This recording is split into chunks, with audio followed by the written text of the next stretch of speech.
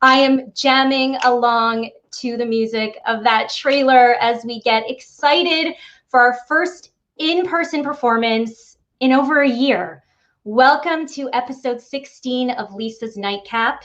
If you're watching this, then you love theater, you love digging deeper into our shows with us, you care about the Segal Centre, or maybe you're just huge fans of this evening's guests. Well, whatever brought you to your screen tonight, please know we are so very grateful that you're here. We are pre-recording this discussion so as not to interfere with rehearsals for the show, but don't hesitate to chat and get that conversation going. So let me set the stage. Tonight we are talking about Every Brilliant Thing, a play by Duncan Macmillan with Johnny Donahoe. This play was originally announced by Hudson Village Theatre and was to be part of their 2020 season. Needless to say, the show was canceled. So then we came on board, the Segal Centre came on board to produce it in association with Hudson Village Theatre in February of this year, back when it seemed like it was a reasonable timeline. And then, of course, that was canceled. However, we did fully rehearse and prepare it for an audience, which was incredible. And we'll talk more about that over the next hour. So now here we are. We are opening May 1st, 2021 for 2 weeks. But let's face it, right now, the current pandemic climate in Montreal is, let's just say, rocky, with our government reminding us that anything can happen. More drastic measures may be taken any day. And although we are confident that coming to the show is not only safe, but needed for the soul right now, we're once again put in this position of wait and see. But this show is so good. I'm so proud of it. And I hope that tonight's conversation either convinces you to come, or if you see it and then come back to the Nightcap and watch this later, you'll just get to meet some extraordinary people who made this possible. And we'll discuss why every brilliant thing is just what we need right now. So let's welcome our guests. We have Dean Fleming, the director of the show, Every Brilliant Thing, and artistic director of Hudson Village Theatre. Jimmy Blais, the assistant director. Zoe Roux, the lighting designer and set designer for Every Brilliant Thing. And finally, Danny Brochu, it's a one-man show and he's it, you guys. So thank you for being here once again.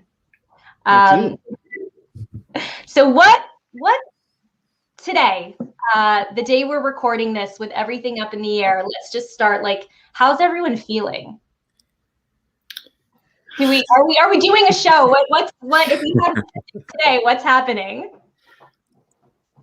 I'm super excited. I can't wait to get back in the room with all these people, with all of you people, and then get back into the Segal and start working again.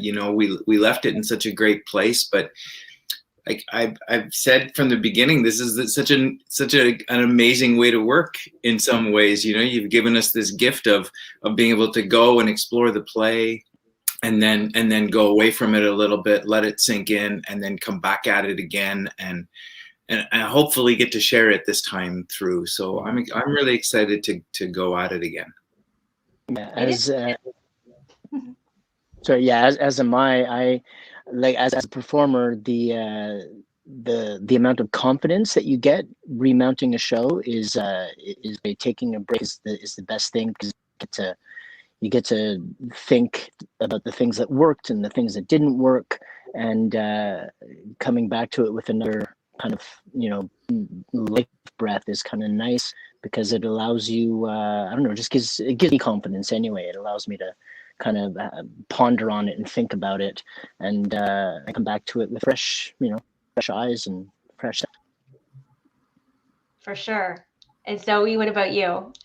I mean, yeah, I kind of feel a very similar way. As a lighting designer, it's amazing to have an opportunity to see everything as in rehearsal the first time, and then be able to go back and tweak everything and like slightly change some of the lights to really get all the effects that I had dreamed of but maybe didn't achieve the first time. So it's very exciting to be doing it again. And I can't wait to have an audience see it. Right. Jimmy? Yeah, I feel the same way. I can't wait to share the story that we've built together. I agree with Dean. We left it in a really good spot, and to have the opportunity to jump back in and work on it some more and do some fine tuning and then share this wonderful story with everybody is really exciting. Amazing. So what I'm hearing is no one feel badly for us with all the flip-flopping. It is a gift to get to constantly work on work because there's never enough time and it's always changing. And it's true. Yeah. You just reminded me of that too. Like how if we only had more time, because there's always discoveries. Yeah.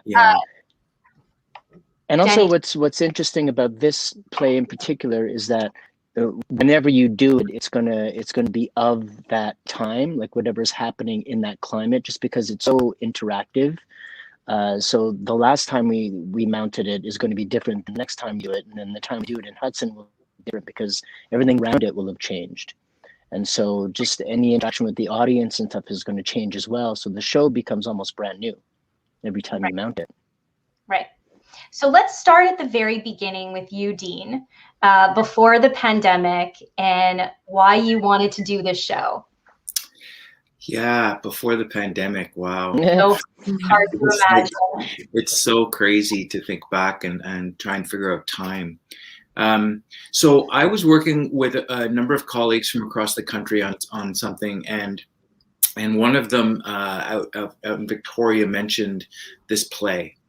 And he didn't talk much about it, but he just mentioned it. And then a couple of days later, he mentioned it again. And then we started talking about how this play needs to be rehearsed in a different way. And I kind of didn't get it. And then, so finally I just went and read it. And I was like, oh my God, I have to do this play. It's so different than anything I've ever done in my career.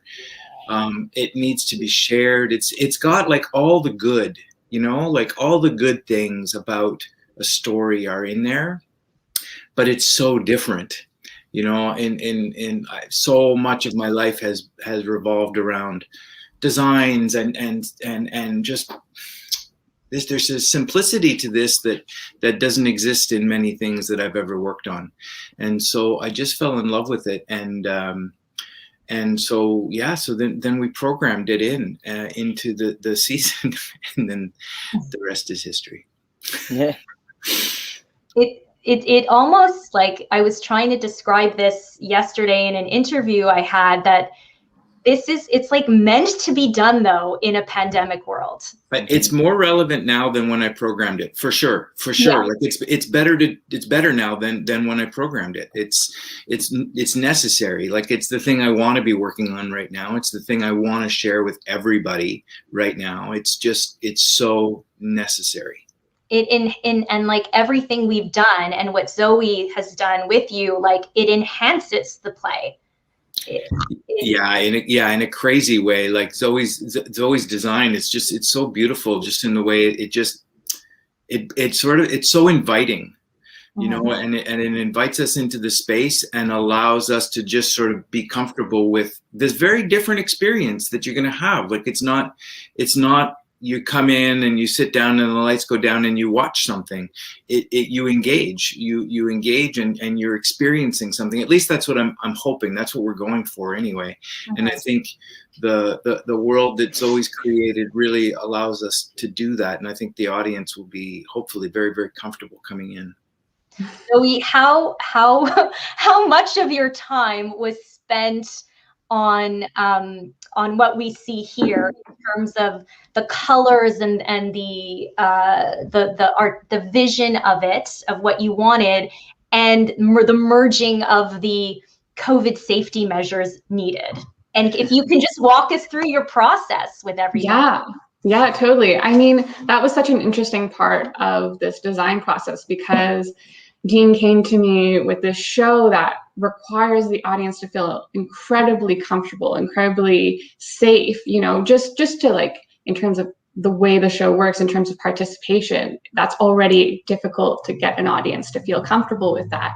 But then with everything with COVID and like all the restrictions and the rules around distance, it was this huge balance of finding something that did that served the show, and also kept the audience safe. So it was really interesting just trying to come up with a design that did that. So I mean, I spent a lot of time trying to figure out how to make it beautiful and look the way that it does, but also it was really fun trying to figure out how to do that while keeping that distance. So we ended up creating these elements that bring comedy and serve the safety at the same time. So I think it works really well, weirdly enough. Like we saw as a challenge at the beginning, but that challenge strengthened a lot of those moments in terms of adding comedy. So let's just point out the photo that was up there. Yes, that was hand sanitizer on the pedestals. So you see there's 3 of them. And if we even go back to the other photo, you have what's going on between those 2 chairs? Yeah, so some elements of real life that we see every day. So we have plexi between those 2 chairs so that we can have a moment of closeness between an audience member and Danny. And in order to make that safe without putting them far away from each other, we decided, well, we'll do what they're doing at stores. We'll put plexi in between them. Yeah.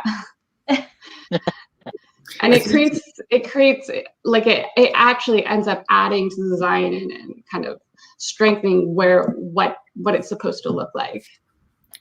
I'm a big believer in that every time there's a challenge put out there, and it actually sets up parameters that you work within, right? And it forces you to investigate it even more. So each interaction that is had in the play had to be really, really carefully looked at for COVID reasons. And so it ended up really forcing us to investigate each interaction even more in an artistic and a creative way, so that we were coming up with creative solutions all the time and inventive solutions. So yeah, I'm really, it's actually been great. Like it was a great part of the process. COVID helped our show. Yeah. Imagine that. Well, I think the audience appreciated it too, because we didn't want to hide it from them. Obviously, we couldn't. Everyone in the room knows exactly what we're living through, and so I think it was interesting for them and really fun for them to see how we were going to go about keeping them safe. So with the sanitizers and with the visor and with the long claw stick that we use, I don't want to give too much away, but I think they really appreciated our efforts, and they were like, okay, see, we're all in this together. We're not trying to hide anything. Danny, do you feel like there's an added layer to what you have to do to reassure the audience when you're up there, or when you have a scene with somebody? Like, is that going through your mind to make them feel like this is safe? Yeah, I do actually. It's because it's constantly on my mind as well, and I don't know if all of the people know what they're getting into when they come and see the show. Maybe some don't know that it's interactive. So as soon as that starts happening, I know for myself, sitting in an audience when that starts to happen, I'm just like, oh God, I hope I'm not too close to the front. But so I know that some people's minds are spinning about how it's going to go. And Dean said something early on. He was like, you have to take extra care with the people that you invite to come up on stage with you, and make sure that you invite them gently, and also make sure you say goodbye to them in a very thankful manner, because it's a big thing that they're doing. So yeah, it's something that I'm thinking about constantly when I was doing the show.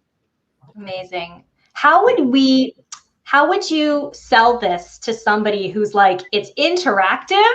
Oh my gosh, I don't want to, because I've been there, and I'm like, you don't understand.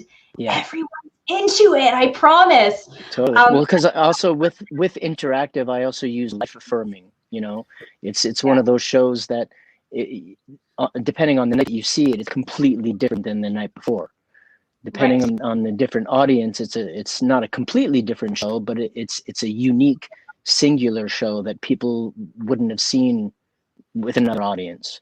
So that's a great selling point, knowing that once you're in that room on that Thursday night or that Wednesday afternoon, it's a different show that you're seeing that somebody else is going to see later on or earlier. For sure. Okay, well, we have a clip that really shows what we're talking about for anyone still like, I don't understand. So let's go to that clip, and then I definitely want to hear what it was like in the rehearsal room for this one. You, why not you? And can I get you, sir? Thank you. You just have to come over here, and if you can, on either side, if you could just pull out the bars on either side, that's great. As far as they'll go, and then you can lift it up. Great, and give it a little whoop. Yeah, perfect. Yeah. So my mom always sang first, and she usually sang Ray Charles. I'm so blue here without you. It keeps it raining more and more. Why can't you? Let's give it some of these guys over here. Just turn it that way. My. Okay, who wants to start? That's one of my favorite moments in the whole play. It's so beautiful and it's so goofy, right? The whole idea of like to bring people in just to hold a platform for him to play the piano, but it's written in the script, right? It's written in the script because the way we do this play is three-sided, the audience on three sides, but it's also can be done in the round. It can be done in almost any way, but you really do want that feeling that the audience is right there all over with him. And so it's written in the script that, two people come up to hold the piano so that he can move around and be not his back to the audience. And so it was one of those moments, right? Like Jimmy, Zoe, and I sitting there going, okay, so how do we get two people to hold a piano but be 6 feet apart from each other and from Danny? And I mean, the easiest thing is to just cut that moment, but it's so beautiful. And so, we were like, well, what about platform with sliding things coming out? And then Zoe designed it, and Dara, her assistant, came up with a way to do it. And and then when we saw it, I was like, yeah, that works. That works so beautifully. And then, it's like the rest of the show with the participation part. And I'm not a huge fan of interactive theater. Like I'm not a huge fan of it. This is different. It's just different. Mm-hmm. But it's like everything. Once the people are on stage, they just become a part of his story, right? And what I found is that people just want to give. They're just there and they want to be a part of it. And we've taken really great care to make sure that they do feel safe. Not only safe in COVID, but safe as people on stage. That we're not there to make fun of them. We're not there to use them. They're actually a part of the storytelling of the piece. They're an integral part. And like Danny said, it's different every time. What was it like for you, Danny, the first time? Because in order to rehearse this properly, we had to have audience, right? Which we called production support in order to rehearse the show. So what was that moment like when you were by yourself with the team and then graduated to having actual people to play with? Do you remember that? I do. I don't know if I remember the first moment, but I remember one of the performances I had for a group didn't feel great, and that was only because of my own personal wanting to get it right feeling, like that whole technical side of me, where as a performer I needed to have things a certain way, and it didn't work because I think I was pushing it too much. Whereas the scariest thing, and Dean and Jimmy and Zoe and I have had conversations about this too, the scariest thing about doing this show is that you're feeling all the fears, you're feeling all the frightening aspects of having to perform a one-person show in front of people, but you have to be completely open and relaxed, because if you're not, then the audience senses that, and they kind of give up on you, right? They don't want to see the actor telling them a story. They want to believe that it's your story, you know? And so you have to really suppress all of that, all those nerves. And so I think I was trying to do that at the beginning with the first few audiences, and didn't really get it until, believe it or not, the audiences got bigger. I think I started to relax a little bit more when there were more people in the room. They took a little bit more of the pressure off, it seemed. Funny enough, I don't know why that happened, but I was able to be more playful with more people, and that seemed to work better. So the first few times was, experimental. You know, I was getting over myself. I wasn't getting over anybody else. It was just my own personal demons, my actor habits that I had to get over to make it work. Right. And Jimmy, you're an actor, and you're a damn fine actor too. Fine actor, and you were assisting directing on this show with Dean. Watching Danny go through this journey, what were some of your observations, and how, you know, even in response to what he just said? Yeah, I mean, there's a bunch of things, right? I mean, first of all, one of the first things I told Danny was, I just admire how hard he works as a performer, and he did some incredible work prior to the process starting at the Segal. So that was one of the first things, and I've always loved watching Danny perform. But I think, you know, it's always an amazing thing when you perform in front of an audience for the first time, because in a very selfish way as a performer, that's kind of what you do it for.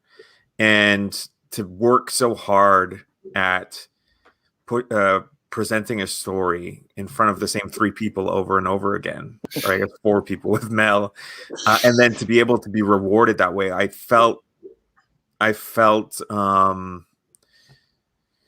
relieved for him, and I felt happy for him, and I knew that as much as he's taking care of the audience in this performance, I know that they're taking care of him as well. So I don't know if that makes sense, but yes, it makes sense. It reaffirms why live theater is live theater and not online, because we need each other. And there's moment, like, you know, I think of what my favorite part of the show is, and it's not really a moment. It's more kind of halfway through, where I realize, where everyone knows what's happening, and they kind of figure out what the game of the show is. And I've felt out the audience enough and their energy to know what to expect. And there's this sense of ease. It's about halfway through where I realize that they're comfortable where they are, and I'm comfortable where I am. And now I could just finish telling the story. And it's a great feeling. It just kind of feels like, you know, a long breath has been taken, you know, because you're all in the same room together and everyone's just listening. And it's really great. I think that's probably one of the biggest selling points. Like, to go back to your previous question, is that yes, it's audience interactive, but, and I think Dean mentioned it, the audience isn't getting used in any way, as a lot of interactive theater does. A lot of bad interactive theater does anyway. They're not just a part of it. You know, the story is ultra relatable. It's designed in a way where you can see yourself in the piece, and to come together during this time is just a reminder of how much we need each other, and we're alike, and we're going through the same things. And I think that just speaks to how important it is to see this show now. So well said. We've been talking for almost half an hour, and if someone didn't read the synopsis, I don't think anybody would think that there's a mental health component to this piece. We've spoken about it up till now, that it's good for our mental health to just be a part of this immersive experience. And what's interesting is that there's a huge added layer on it, just on what the play is actually about. And I think that's part of its brilliance, right? Because it's able to bring that to the forefront in a way that is like entertaining, for lack of a better word. I don't want to not touch upon the mental health aspect of it, though. So I'm touching upon it now. And, you know, I want to know, you know, was that a starting place for you, Dean, as in the table work? And how did you kind of address that off the top? I don't know if it was a starting place, because like you said, it's actually easy to almost forget about that part of the play, even though that's what it's about, because it is so positive, and it is about, it's about a guy that's consistently looking forward, right? Looking forward and moving through the darker periods of his thoughts and his life. So yes, in some ways we talked about it tons, because we needed to understand what those dark places were. I think, right, Danny? Like, I think he needed to go figure out what that guy is going through, to then be able to sort of almost toss it aside, for lack of better words, and move forward into the point of the play, which is, look at all the amazing little things in our lives every single day. And that's why I think, you know, so that's why I think the show's so important right now. You know, it really is, it's every brilliant thing, you know, and that's what the play is focused on, and it has to be focused on that. Yeah, or else it loses its point. Right. I know, it's like there's this tendency for people to run away the minute they hear that it's about somebody going through something dark. And yeah, that's kind of why I can't wait for people to get in the room and witness it for themselves, because it has the reverse effect. Yeah. It's quite something. Yeah, anyone else want to contribute to that part of it, that piece of it? Yeah, I mean, I think it was an interesting thing to examine in the design, because there is that sort of heavier side to the show that is a bit deeper, or not deeper, but both sides are deep, but one side that is less happy or less obviously happy. But the show calls for a happiness in the design, a joy. And so finding a balance that did justice to both sides of the show is definitely an interesting challenge. Yeah. So what's an example of that, Zoe, for you, where you actually know intentionally this is the lighter and this is the darker? Yeah, I think with the design of the floor and the colors is kind of where I really found that. And I guess when people look at the set design, they'll probably feel it too.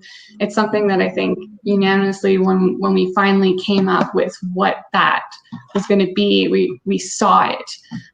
In like, there's a balance of, there's like a little bit of darkness within it, you know, literally, but also you feel that sort of slight darkness, but overwhelmingly there's support within the colors, and a feeling of support and joy that overwhelms the darkness. That joy is always, you're always able to find joy if you look for it, which is kind of what the show is about in a way. So yeah, that I guess that's how I ended up seeing and finding a metaphor within the space.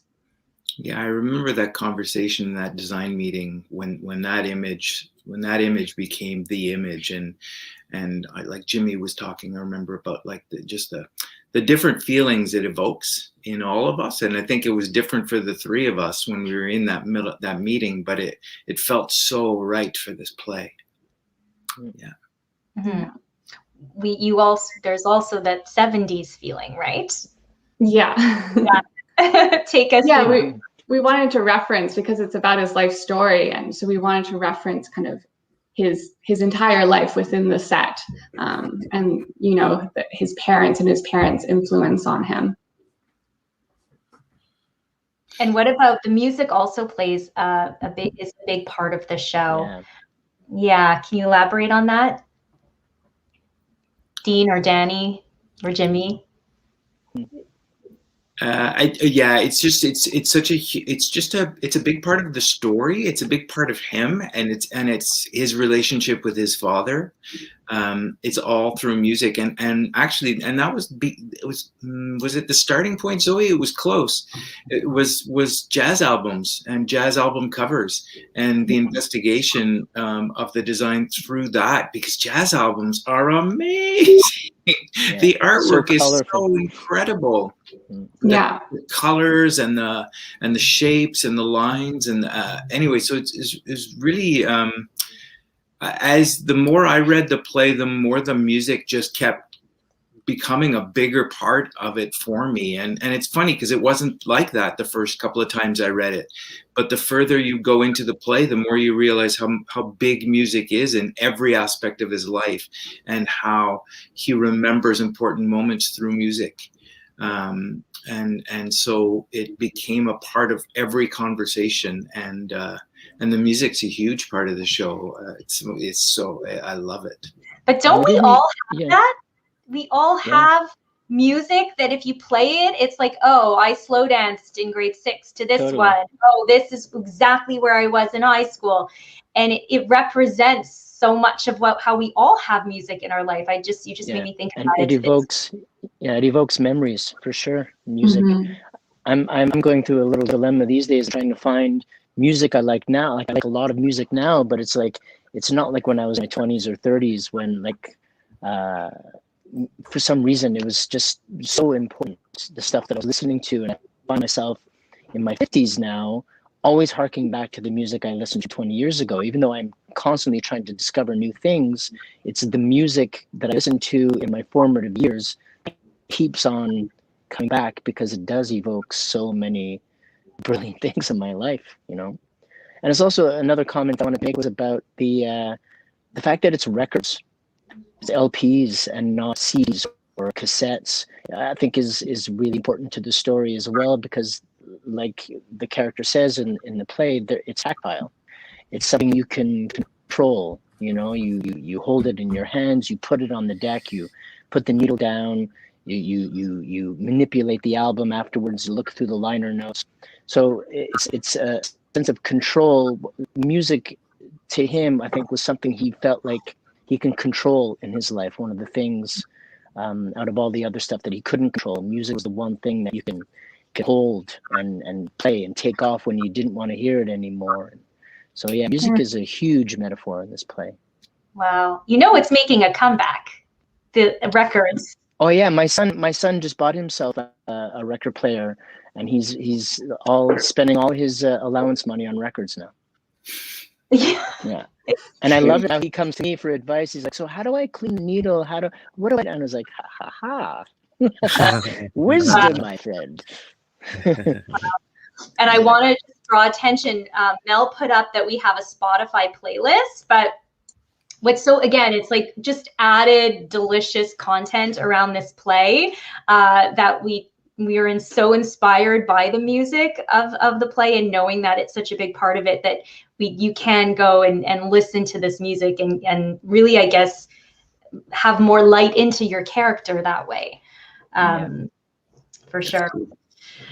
And also the fact too, I don't want to take up too much space, but it's also the fact that some of the most beautiful music in this show was sung and recorded by some of the most tortured artists ever in the history of music. So the fact that something so beautiful can come from something, it's kind of like the show, you know, something so beautiful can come from something so kind of deeply sad and inherently sad, is the music represents that as well. Mm-hmm. Wow. I want people to come and witness this. This is like what I really want right now. How has it been for you, Danny, kind of living with the text? And what's, it's a one-man show. Have you ever done a one-man show before? I did a long time ago, when my brain wasn't as mushy as it is now. Yeah, I mean, it's, in some ways how the pandemic helped a little bit. It allowed me more time to learn the text. Like I swear, my wife makes fun of me because I was obsessive. I was like Linus with his blanket, carrying around this text every single morning. I'd wake up and I'd grab my coffee and my script, and it was a discipline, right? Like I had to, with everything else going on, I had to spend at least a couple of hours every day putting my mind to it, because I was doing it by myself. I was doing it out of context, couldn't really run lines with anyone. Yeah, so I lived with it for a long time, and I would take little breaks, you know, a couple of days here and there where I put it and set it aside. But for the most part, like what my family's image of me in the first few months of the pandemic, like the first 6 months, was me carrying around a text everywhere, in the car, on the set, like everywhere. So yeah, just trying to get it in there. And now do you like go through it every day? I do pick it up every day and just look at it, just to kind of carry it over into the next iteration that's going to happen. Yeah, and that's, you know, the confidence of being able to know how it felt in my body doing it kind of helps me learn it better. It's not just an ethereal idea. It's an actual tactile thing that I've experienced. So I can learn it better. The only thing I've really forgotten is how to play the songs, believe it or not. I don't remember the chords. I don't have them on my phone anymore. Is that what you were thinking while watching that clip, that you need to relearn? Well, I know what we're going to do day one of rehearsal.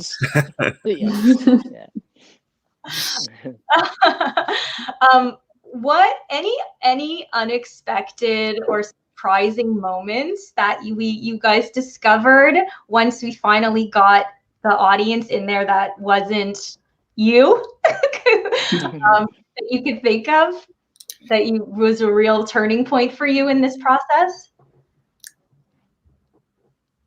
For me, there was a couple of times, and I'm not going to give anything away, but there was a couple of times when just an audience member would do something, and that it was just so touching and moving, but shocking too, surprising, right? Like it reminds you that you don't know what's coming next. You have no idea. There's a huge element to the show that you don't know what's going to come at Danny, but they were always from a place of like just wanting to be there for him. That was so gorgeous, you know, and it made me really excited for an audience of strangers to come and see and participate in the experience. Yeah, it's just so beautiful what the audience adds to the show. It really became a whole other thing because we had watched it so many times with just people who knew the show and knew what Danny was going to do, but seeing people like really be surprised, and then their reactions and how it fed the show was just, it added such a beautiful layer. Yeah, I was surprised.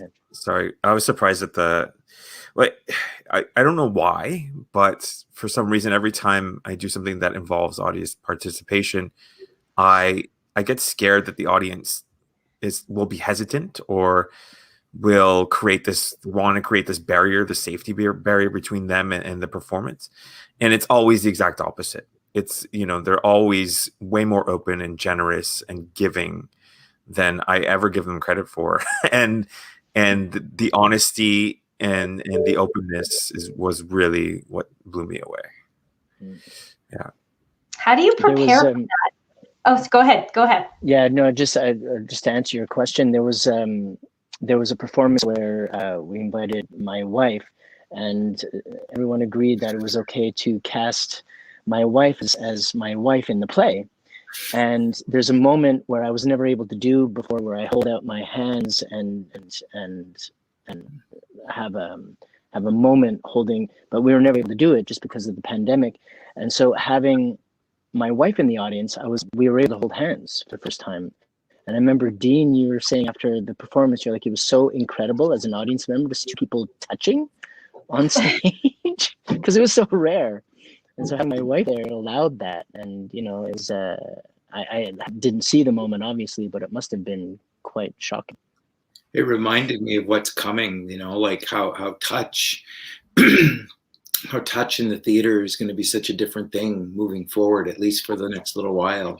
How much more it's going to mean to watch two people touch or to watch two people kiss, you know, like just wow, just what's coming. And it's exciting.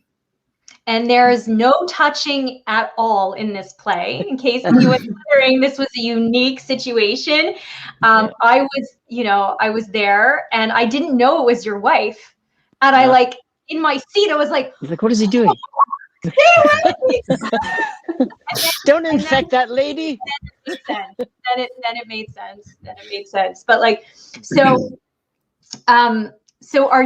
have you prepared for different audience scenarios? Like, what if somebody doesn't want? What if somebody talks for 10 minutes? What if somebody says one word? How have you kind of addressed the audience participation portion in all the different ways it can go? It's the unknown. I guess we can't really prepare for that. Yeah, there's no set plan, but I guess there's a roadmap to each interaction, right? Danny has a sense of where it has to get to. Right. But there's no real map, I mean, there's no real, okay, now this is going to happen, or okay, if this doesn't happen, then this can happen. Like we've talked through scenarios, but yeah, we definitely talked through things, and we've thought about where it can go, but it's Danny's improv skills that really are in control of that.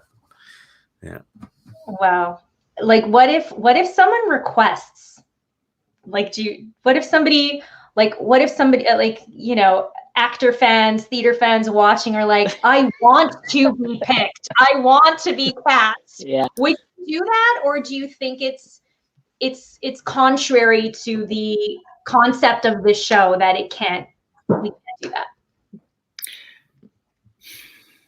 I think it can work either way, but it's more interesting when nobody knows what's happening, when nobody knows what's going to come. I think that's more interesting. It's also more honest, I hate the idea of somebody planning something beforehand, because I know Danny doesn't. He does, it's a way more fun and interesting show. Like watching the evolution of watching Danny be completely free to the experience of an interaction, to going, okay, I'm going to control every second of this, which is where you started, right, Danny? Yeah. In some ways, to then being free to be able to just listen to what the person is saying and come back with that, even though he's controlling it. It's way more fun when there's no plan. For sure. I mean, that's why I want to be there every night. Exactly. That's the magic. That's what live theater is supposed to be, right? Right. Right. Something else that is a wonderful reminder to me with this production is the spirit of collaboration, the respect, the fearlessness, the room that was created by, with everyone and Dean, obviously. And there's so much sickness right now in theaters and on Broadway, right, in particular at this time that we're doing this. I want to acknowledge that, because for theater students watching, for emerging artists, for anyone who's looking to be professional, like, this really exemplifies how it's supposed to go. And I don't know, I want to talk about that maybe for a few minutes, because it's so important in this moment in time when we're hearing consistent stories of the opposite. So maybe Danny, just as the actor who kind of has, it's all on you ultimately, how did what I just say, kind of, what does that mean to you in this process? Yeah, well, it made me realize that being in that room with these people and this particular team was probably one of the healthiest rooms, the healthiest mentally and just like creatively.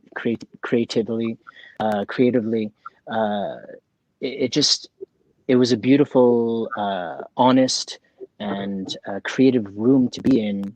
One of the best theater experiences I've had, actually. And I was a little afraid going in that it was going to be too much attention on me. I don't really like too much attention, but because it's on me, I knew I'd have to, answer all the questions and not give it up to some of my fellow actors. But it ended up being such a great experience for me, and healthy, and that includes Mel, our stage manager, as well. Just all the beauty and generosity. And I kind of knew that going in. It's one of the reasons mainly that I said yes, is because I know that I've worked with Dean before, and I know that he runs a pretty amazing show. And so getting in a room with him is always a great experience. And I knew that doing this show in particular and having to do what I had to do, just the amount of trust that I needed to have in the team would be paramount to everything. Like, I don't think I'd be able to do it if it wasn't for these particular people helping me through. So yeah, I agree with you. It was such a healthy, beautiful room, and I wish this on any actor, either at the beginning of their careers or at the end, whenever. It's a beautiful experience. It actually reinvigorated my love for theater, because I was starting not to like it too much for a while. I was kind of getting tired. But this galvanized me in a great way. Again, made me love it. So thank you. I can say thank you now in person. Yeah, well, I don't know why it's so difficult. You know, I don't know why it's so complicated. Like, Dean, I'm sure you don't know any other way to be, but why is it does it seem so complicated for, like, why are we hearing all of these stories? You know, and yeah, it's hard, you know, because I think it's probably, to me as a director now, it's become the most important thing is to create a room where people feel free to play, where people feel free to be able to speak to each other in a way that is non-judgmental, in a way that I guess the word freedom is really important, and I think the more free we all feel to talk, the greater the product ends up being, right? And the better the experience, that experience that you have in the room, that definitely translates to an audience. You know, that always. I mean, actors are really good at hiding bad experiences, I think, but when it's truly a great experience, that comes out from opening night forward. So, and I think some projects it's more important, but for me, it's a vital part of every project is to set up the room and to gather people in the room that are going to enjoy themselves, especially now, right? Like, man, it's just not easy what we're all doing right now. It's what we're all going through as people. Forget as artists, but just as people, every single day, the roller coaster we're all on is it's just something else, you know. Like, I don't even think we completely understand it yet. Yeah. So to be able to, I mean, the first thing you said, right? How you feeling about going back in? Well, I honestly can't wait to get in the room with these people again, and just because I want to see people again. Like, you know, I kind of craving it, and to be able to create and laugh. It's just something I'm dying to do. Yeah, but to answer your question, I don't know. I think we need to put more focus on creating an environment where people feel comfortable, where people want to create, where people feel playful. Those are the things that bring out great theater, and a space where ego actually just you leave it at the door and you come in and then you play. That's the big one for me, I think, mm-hmm. is putting the story first. Like, just knowing, I think, I don't know, I can't speak for Dean, but I feel like everyone in that room, you know, nobody has a big ego. And I think he knew that we would put the story first. And regardless of, you know, whether or not we were, what role we were playing, we're all theater creators at the end of the day. And we're putting ourselves into the story and not into ourselves. Yeah. That's well said. Zoe, do you have any thoughts to add? Yeah, I mean, yeah, this process in particular, it just felt very collaborative and like everyone said, kind of open. And so there was a lot of, it was always about the ideas and how to push those ideas forward, and making sure that everyone agreed on the ideas. And it didn't, you know, some things get thrown out and some things get pushed forward, but there just needs to be this openness and willingness to think about what is the vision and how can we make this good together. And that's a really lovely process to be part of. For sure. How do we explain like how the work never felt unsafe? I mean, maybe like, I know it's hard because everyone has different comfort levels, but in terms of, I'm switching now, not unsafe in terms of the practice of art. I'm talking about literally unsafe. Like, we just want to be in the room together. We just wanted this, we just wanted that. And where does actual COVID fit into this? How, like, are you having these conversations like I am with people right now, trying to explain it? Yeah, I think, Lisa, I would say part of it started with the relationship that a bunch of us have already going into the room, but a lot of it, I'd say, I think everybody at the Segal has done a really, really amazing job. Like, you made us feel safe from day one when we walked into the building. You know, like, the protocols were really clear. And just everybody was talking about it, right? Nobody was trying to hide anything. Nobody was trying to skirt anything. Like, everybody was just like, this is the way we're going to do things. If you have to break this rule, then we have to talk about that, and we're not gonna, you know. So it felt really safe from day one. I think it's also the people in the room are really respectful. Right. I think, you know, Zoe, Jimmy, and I talked about COVID from the very beginning of the process, so it was already a part of what we were doing, and I think it is about safety right now. I think to be able to do a play like this, everybody that walks in that room has to feel safe, or it's not going to work. Yeah, yeah. And I've been saying I wouldn't be so passionate right now trying to sell people on the experience of what this does for this if the safety wasn't an obvious, because you have to have confidence in that too. But it's look, we haven't done it, but we haven't done it in a while. You know, we've been grocery shopping, we've been doing things, we just haven't been inside a theater. So I understand it. It's just when we talk about it, it's so obvious that we've been doing it, you know. So yeah, if you're listening, this helps at least have some kind of reassurance into what you can expect when coming, because it's so worth it. So as we come to the end of our time together, I do kind of want to just have a bit of fun right now and just ask you guys and lady for some brilliant things happening in your life right now. Material, personal, professional, anything goes. For me, yes. Jimmy's puppy is making me pretty happy right now. Yeah. Walter. Oh boy. Walter. I want to meet him so bad. Oh. Yeah, I pretty much Jimmy's puppy and chocolate for me is Jimmy's frozen. Oh no. So you tell us about Jimmy's puppy as we wait for his return. I've just met Walter online. I don't know. I haven't met him in person, but yeah, Jimmy should talk to you about Walter. We are a dog-friendly place. You know, Dean, your dog's been to the Segal Centre, so yeah. My dog just walked in the room, actually. Is just lying under my desk right now.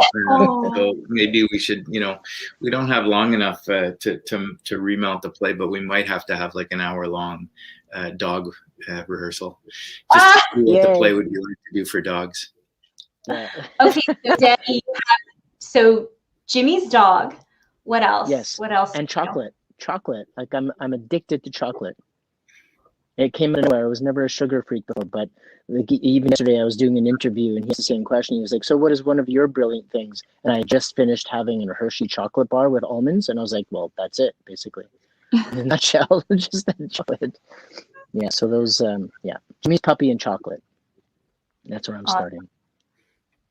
Zoe, I'm coming to you next. I guess my brilliant thing right now is I've been like planting seeds for my balcony garden. And so just like watching life happen and the seeds come out of the soil and it be successful. It's just amazing to me every time. I did it for the first time last year and I was like, wow, I can't believe this worked. So that's really fun. And yeah, I just moved this year. So I'm building up a sort of like balcony area. I just put together a shelf for my new barbecue on the balcony, and so that's just like doing woodworking and projects and things has been my brilliant thing. Nice. Welcome back, Jimmy. We were chatting about your. We were chatting about. There he is. How new are we talking? How new are we talking? Right. He's been with us for 4 days.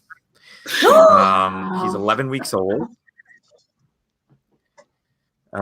He weighs 26 pounds, and he's going to be a monster. And he, we're going through the struggles of puppydom right now. With a toddler, it's not so simple. I got Mark's. Like, oh, I don't know if you could see them, but here's a good one. That's a good chunk. Yeah. But, can't wait for that phase to be gone. That's not, that's a semi-brilliant thing, I think. For me, I think it's my daughter's sense of humor. Like, she's hilarious. She's like one of the funnest people I know. She has a catchphrase, which is really random. I feel like I live in a sitcom sometimes. Like she's mastered saying awkward. Like she knows exactly when to say it. She's not even 4. It's lovely. That's awesome. Yeah. Dean? Amanda is my brilliant thing always, especially living in a pandemic. It makes you really happy that you have a partner that you really love.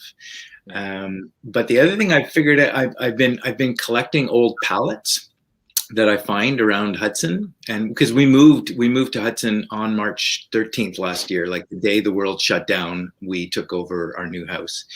And so I've been learning how to rip apart these pallets and build things out of them. So I made a living room wall, and now I'm making a backyard wall, a backyard freestanding wall out of pallets. So that's been my brilliant thing, is learning how to do things like that.